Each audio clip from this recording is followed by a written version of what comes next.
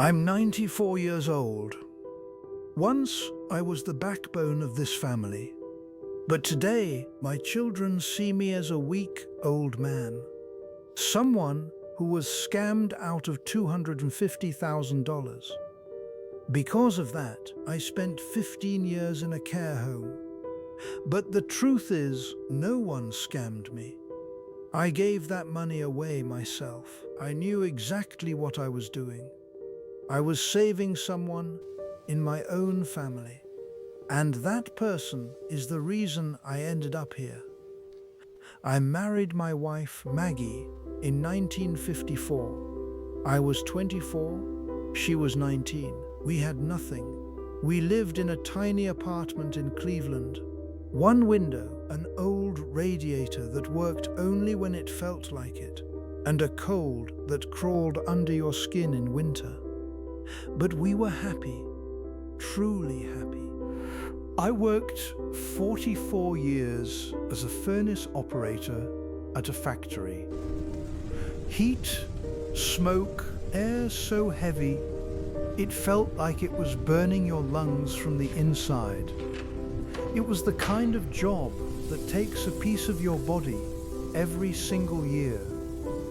But it gave me one thing, the ability to feed my family. Maggie and I had a simple rule. Every day we saved something. Not always much. $5, 10, sometimes just coins in a jar. But we kept saving because we believed one day that money wouldn't buy us comfort. It would keep our family from falling apart. In 1960, I bought a house, small, 5 kids, 1 bathroom, real chaos. David, Linda, Robert, Janet, Stephen, loud breakfasts, fights over seats at the table, wet towels on the floor, broken bikes in the yard, and Christmas mornings when the kids woke up before the sun. I wasn't a perfect father. I came home exhausted, smelling like heat and metal. I didn't always have the strength to smile, didn't always have the right words, but I was there every evening, every Saturday, every Christmas, every time my family needed a man who wouldn't walk away. I was there. By 2004, Maggie and I had saved $310,000. For some people, that's not much. But for us, it was a lifetime. Years without vacations, night shifts, worn-out shoes, saying no again and again, and a dream that one day we could finally breathe. And that's when I made the decision that changed everything. My children still call it madness. They believe that's when I lost my mind. That some scammer found an old man with money and took everything I had. But it wasn't a scam, it was salvation. I knew what I was doing. I knew who I was helping. I knew what I was risking. And I stayed silent, because if I had told the truth back then, this family would have fallen apart. If my children had found out who I was really saving, they would have hated that person.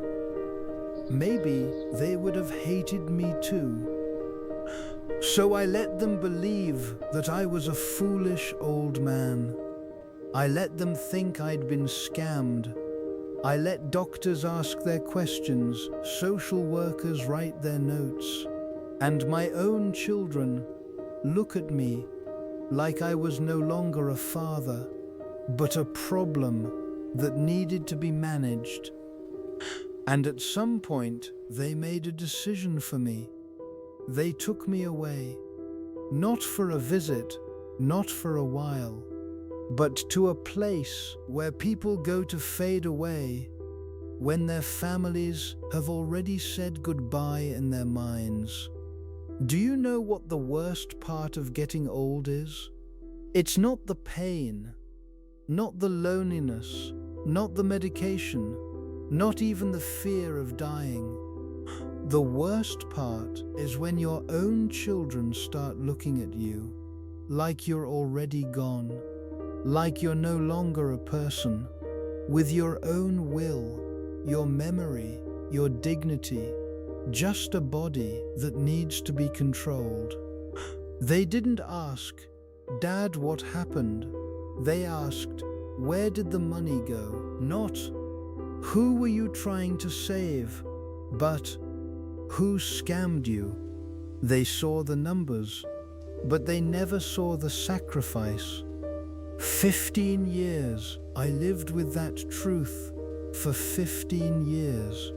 Every Christmas, every birthday, every empty visit, every time one of my children spoke to me slowly, like I couldn't understand anymore. But I understood everything. I remembered every transfer, every conversation, every night sitting alone, asking myself, was it worth it? Because the person I saved never came to save me. So who was it? One of my children? My grandson? Did my wife ask me to stay silent? Or did I make the biggest mistake of my life and call it saving someone just to keep myself from falling apart? No, I didn't save a stranger. I didn't save someone I barely knew. And I didn't save a scammer. I was saving someone I loved more than myself, and that's why this story isn't about money. It's about the price of love, the price of silence, and the truth that sometimes family breaks you, not out of hate, but because they don't know the whole story. 50 years of discipline, 50 years of saving, brown bag lunches, the same work clothes for years, no vacations, no extras. That money wasn't just numbers, it was our life, our safety, our proof that we had done something right. And in one night, one phone call changed everything. March 2004, 11 at night, and nothing good ever comes from a call at that hour. David was crying. I had never heard my oldest son cry, not since he was a boy. He said, "Dad, I need your help. Danny's in trouble." Danny, my grandson, 22 years old, the same boy who used to sit on my lap and ask for one more story, the one who called me Dad because Grandpa sounded too old. He was arrested, not for using, for dealing. He got mixed up with the wrong people, started making money, the kind you're not supposed to make. And when he tried to get out, he got trapped in a system that doesn't let you go. He was facing 12 years in federal prison. 12 years, that's not a sentence. That's a life destroyed. David said there was a chance, a good lawyer, the best in the state, someone who knew how to make deals. But the price, $80,000, just to start, up to $200,000 to see it through. He said, "Dad, I need $250,000. I know I'm asking for everything, but it's Danny." I sat there in the kitchen, staring at the phone, thinking about 50 years, every shift, every dollar saved, every time we said, we can't afford that. And then I remembered Danny at 6 years old, sitting on my lap, looking up at me and saying, "Tell me one more story, Dad." And I said, Yes, I told Maggie. She cried. Not because of the money, because of Danny. She said, "You're going to save him, Arthur. The money doesn't matter." So I did. I wrote the checks, I sent the transfers, and I stayed silent. Over 14 months, I spent $247,000. And you know what? It worked. Danny didn't get 12 years. He got 18 months, a sealed case, a second chance. Today, he's 42. He has a family, children, a job. He's a good man, the kind of man you'd be proud of. And no one knows what it cost to give him that life. He told me back then, "Dad, no one can ever know. If this comes out, everything falls apart." And I promised, because he was my grandson. Because that's what family does. You protect your own, always. And then Maggie died. An aneurysm, just gone. 52 years together ended in a single day. After she was gone, my children started looking at the finances. That's what families do. And the numbers didn't add up. There should have been 310,000. There were 58. And then they asked, "Dad, where did the money go?" David knew the truth. He was sitting right there. He looked at me, I looked at him, I looked at him. And in that moment, my son made a choice. He chose silence. He let me look like I had lost my mind instead of telling the truth about his son. I said I spent the money on personal things. I couldn't tell the truth. I had made a promise. And from that moment on, to them, I became an old man who had been scammed. They didn't ask why. It was easier for them to believe.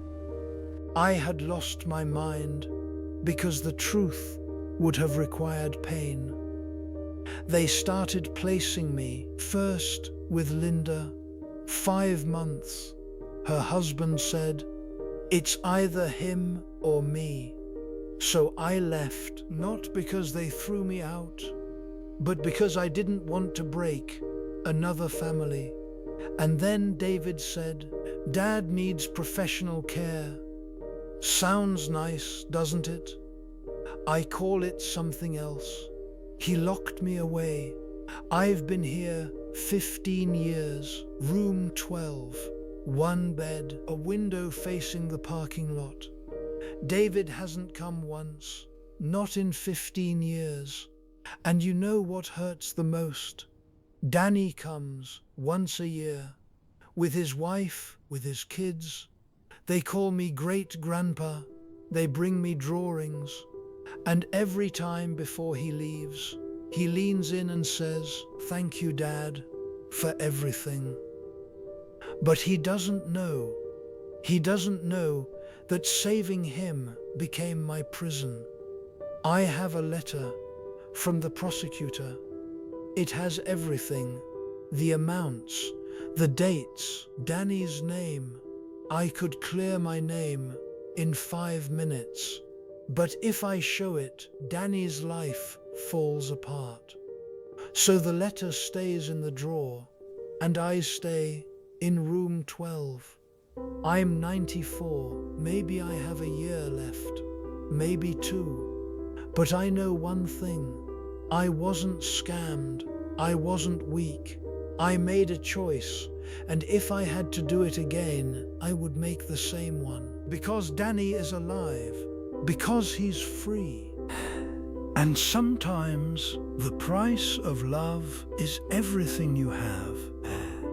I just wish that one day my son would walk through that door and say, "Dad, I know the truth." At night, it gets very quiet here, so quiet. You start hearing the things you spent your whole life trying to silence. The clock on the wall, footsteps in the hallway, a cough from the next room, and your own thoughts, the ones you can't run from anymore. I wake up around 3 in the morning, almost every night, not from pain, not from fear, from memory. Memory is a strange thing. It doesn't fade when you're 94. It gets louder. I remember the smell of the factory, hot metal, dust, the noise that never left your ears even when you got home. I remember Maggie standing by the stove in that old robe, pretending everything was okay even when the fridge was almost empty. I remember teaching David how to ride a bike. He kept falling, scraping his knees, crying but getting back up. I held the seat, running beside him, and then, at some point, I let go.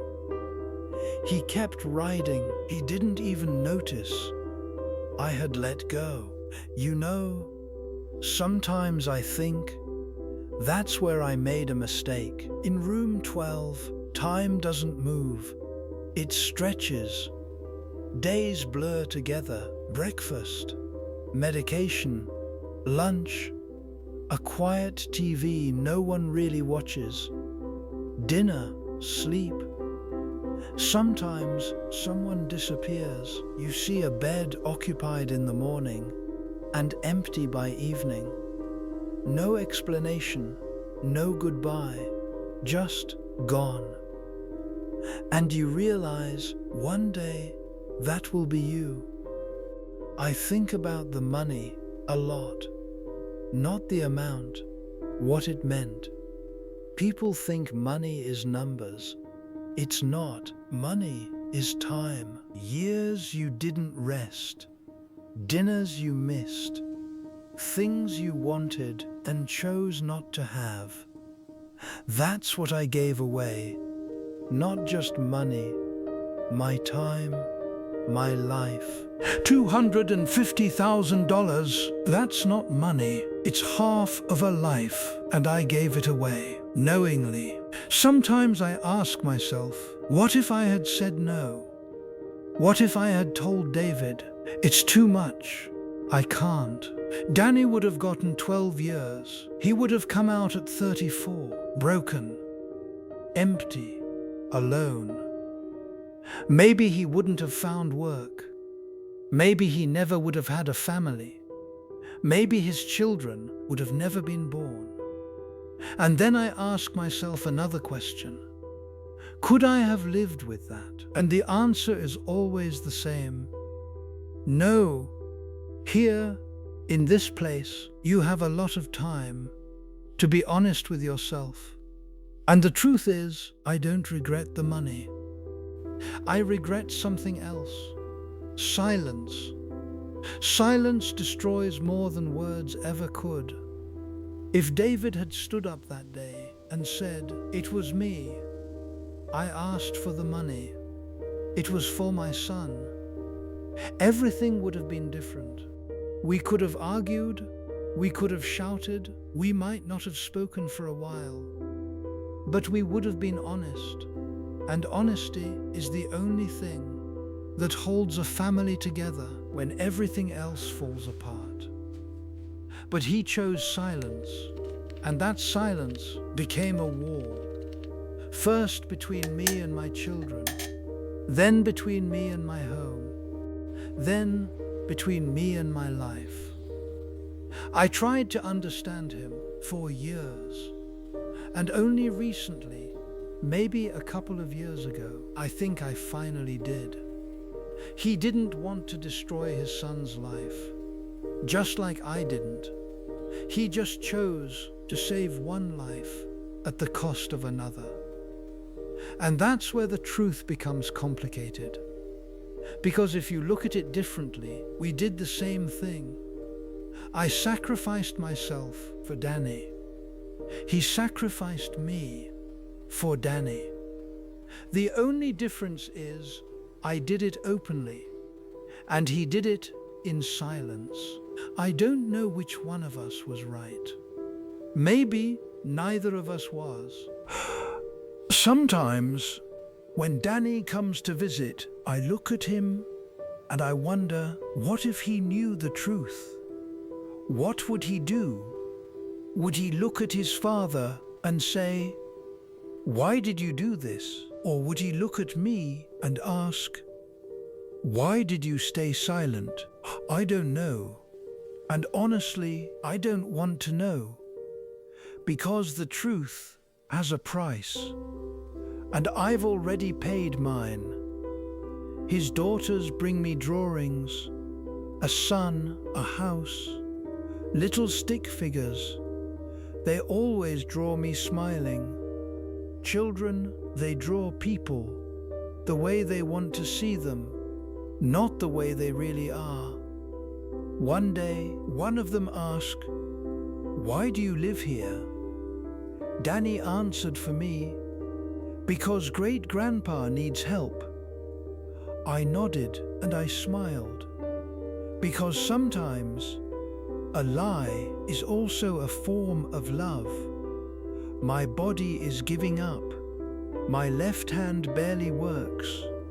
My legs are getting weaker. I get tired faster. But my mind, it's still clear. And maybe that's the hardest part. Because you see everything. You understand everything. You remember everything. And you can't change any of it. I'm not afraid of death, truly. When you're 94, death stops being the enemy. It becomes just the next step. But I am afraid of something else. That all of this will end and the truth will stay buried. That my children will go on believing their father was weak. That he lost his mind. That he was fooled. But maybe this is the right ending. Because the truth doesn't always make life better. Sometimes it destroys it. And if my choice gave Danny a life, a family, a future, then maybe that's enough. But there's one thing I still think about. Every day, every night, David. I imagine him walking into this room. Grey hair, older, slower. He sits down beside me, says nothing for a long time. And then he says, "Dad, I knew." Or maybe, "Dad, I'm sorry." Or maybe just, "Dad." Sometimes one word is enough, but he doesn't come. And you know, at some point you stop waiting. Not because you stop caring, but because waiting is its own kind of pain. I've lived 34,000 days, and more than 5,000 of them have been in this room. But if you asked me, was it worth it? I wouldn't even think yes. Because somewhere out there, there's a man who's living his life, working, holding his children, and he doesn't know that once his life was hanging by a thread, and if my life became the price for his, then it was a fair trade. Sometimes I still wish that someone would look at me and say, "I understand what you did." But maybe that's too much to ask.